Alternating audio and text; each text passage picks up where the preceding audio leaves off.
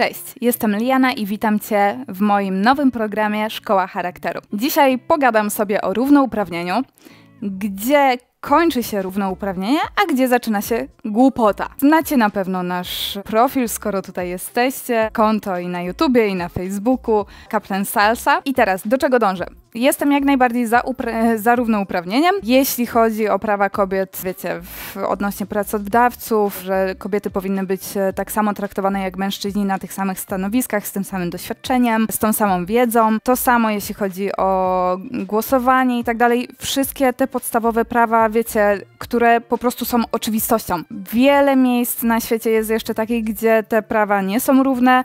Dobrze o tym wiecie. I nie mówię zupełnie o takich sytuacjach, gdzie rzeczywiście ta walka o równouprawnienie, ona ma uzasadnienie i jak najbardziej jestem za tym, żeby o to równouprawnienie walczyć. Ale odwołuję się do naszego profilu i teraz każdy ma prawo ubierać się tak jak chce, w Polsce przynajmniej. Jestem ja, jest kapitan i 10 000 komentarzy.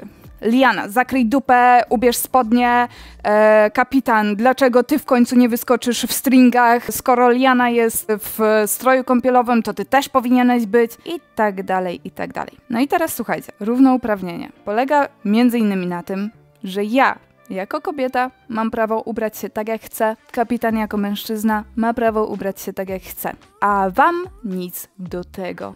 Ani do mojego ciała, ani do mojego tyłka, ani do ciała kapitana. I tu właśnie moim zdaniem zaczyna się głupota, bo jest cały czas narzucanie nam, że my się mamy ubierać inaczej, mamy pasować do siebie strojami, jak wiecie, na balu licealnym. Dla mnie osobiście takie komentarze już nie mają nic wspólnego z równouprawnieniem, tylko z głupotą.